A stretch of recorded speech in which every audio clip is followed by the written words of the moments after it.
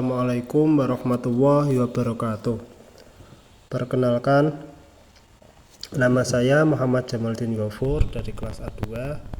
Pada kesempatan ini saya akan mempresentasikan materi tentang teori-teori yang mendasari bimbingan karir. Materi ini penting karena bisa membantu kita memahami bagaimana seseorang menentukan pilihan karir dan bagaimana sekolah dan lingkungan mendukung proses tersebut. Sekolah bukan hanya tempat belajar, tapi juga tempat yang sangat berperan dalam pembentukan jati diri dan masa depan siswa. Pada masa remaja, seseorang mulai mencari arah hidupnya, termasuk dalam hal karir. Disinilah peran bimbingan karir sangat dibutuhkan agar siswa bisa memilih masa depan berdasarkan minat dan kemampuan secara realistis. Menurut Habok, seseorang memilih pekerjaan untuk memenuhi kebutuhan, baik kebutuhan fisik seperti gaji maupun kebutuhan psikologis seperti pengakuan atau rasa dihargai.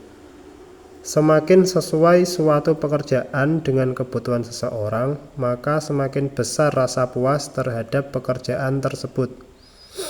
Contohnya, seseorang yang punya kebutuhan untuk merasa bermanfaat bagi orang lain kemungkinan akan memilih pekerjaan seperti konselor atau perawat, karena pekerjaan itu memberikan rasa puas secara psikologis. Teori perkembangan karir super memandang karir sebagai proses yang berkembang seiring waktu. Preferensi karir seorang bisa berubah tergantung usia, pengalaman hidup, dan lingkungan.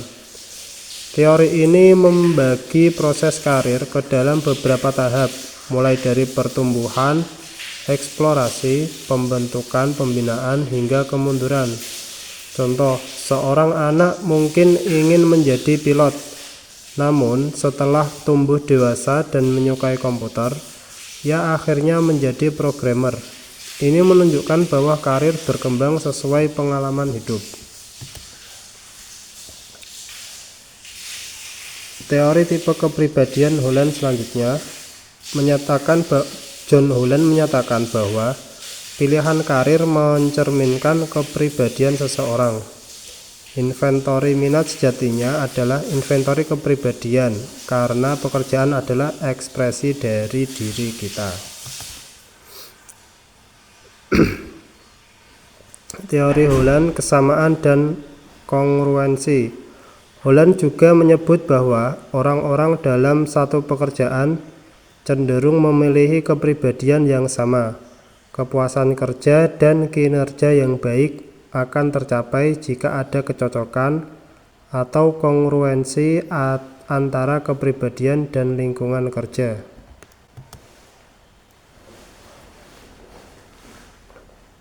Tipe-tipe kepribadian Holland memberi kepribadian menjadi 6 tipe.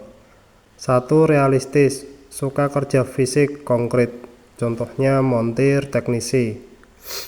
Kemudian intelektual, pemikir. Contoh pekerjaannya yaitu ilmuwan, kemudian dosen. Yang ketiga, sosial, suka membantu, contoh guru, psikolog.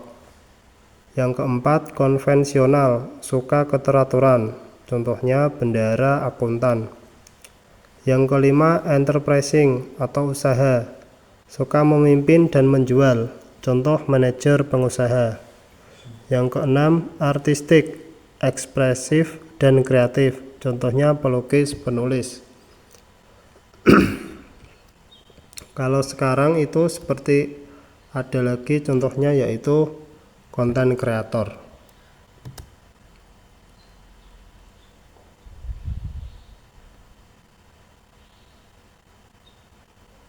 Relevansi teori Holland. Teori Holland penting dalam bimbingan karir karena membantu siswa memahami diri sendiri, kemudian menyediakan informasi tentang berbagai pekerjaan, membantu siswa mencocokkan diri dengan lingkungan kerja yang tepat.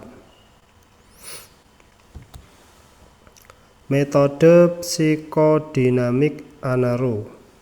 Anaru menyatakan bahwa pengalaman masa kecil seseorang mempengaruhi arah pilihannya di masa depan. Anak yang sering mendapatkan perhatian cenderung memilih pekerjaan di bidang pelayanan, kebudayaan, atau seni. Sebaliknya, anak yang sering diabaikan bisa memilih pekerjaan teknis dan mandiri. Contohnya di sini, anak yang sering dipuji dan didukung sejak kecil bisa memilih jadi seniman, sementara yang sering dikritik bisa lebih tertarik menjadi insinyur atau peneliti. Kemudian ada lagi metode behavioral. Dalam metode ini, pemilihan pekerjaan dipengaruhi oleh pengalaman sosial, interaksi dengan lingkungan, aspirasi orang tua, dan kondisi kerja. Orang yang lebih memilih pekerjaan yang memberikan ganjaran atau penghargaan sesuai harapan. Contohnya, anak yang sering membantu orang tuanya berdagang bisa tertarik menjadi pengusaha karena pengalaman itu memberikan kepuasan dan ganjaran. Kemudian metode kognitif. Metode kognitif menekankan bahwa pilihan pekerjaan adalah hasil interaksi dari faktor hereditas, budaya, lingkungan sosial, dan teman bergaul. Setiap individu memiliki orientasi pribadi yang dipengaruhi oleh suasana lingkungan kerja. Contohnya, remaja yang tumbuh di lingkungan kreatif seperti seni, pertunjukan bisa tumbuh menjadi penyanyi atau aktor karena terbiasa dengan suasana tersebut. Metode yang selanjutnya yaitu metode transendental. Metode ini melihat pilihan karir sebagai bagian dari dinamika hidup dan nilai-nilai pribadi. Faktor seperti identifikasi diri, kesinambungan hidup, dan kepuasan kerja berpengaruh dalam menentukan karir jangka panjang. Metode yang selanjutnya, metode developmental career counseling. Konseling karir berkembang melalui dua fase utama. Yang pertama, periode antisipasi, yaitu eksplorasi, kristalisasi, pemilihan. Yang kedua, implementasi, induksi, transisi, dan mempertahankan pekerjaan. Contohnya di sini, seorang siswa SMA dengan eksplorasi memilih jurusan kuliah.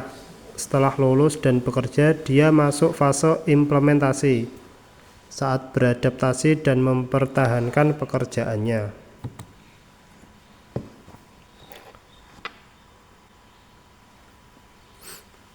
Kemudian tipe-tipe penyuluhan karir. Ada 4 pendekatan penyuluhan.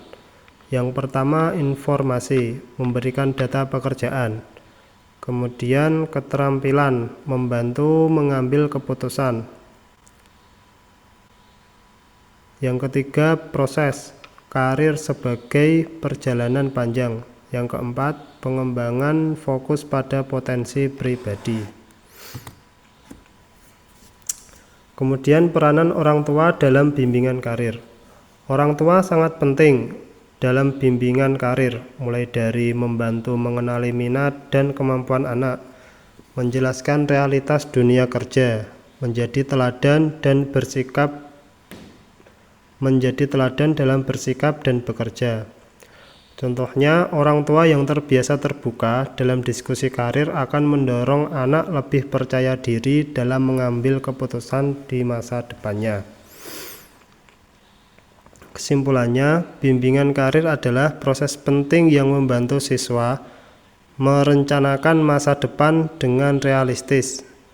Dengan memahami berbagai teori tadi, kita bisa mendampingi siswa secara lebih tepat dalam menemukan dan membangun jalur karir yang sesuai dengan diri mereka. Sekian untuk presentasi kali ini. Semoga bermanfaat. Jika ada kesalahan, saya mohon maaf. Wassalamualaikum warahmatullahi wabarakatuh.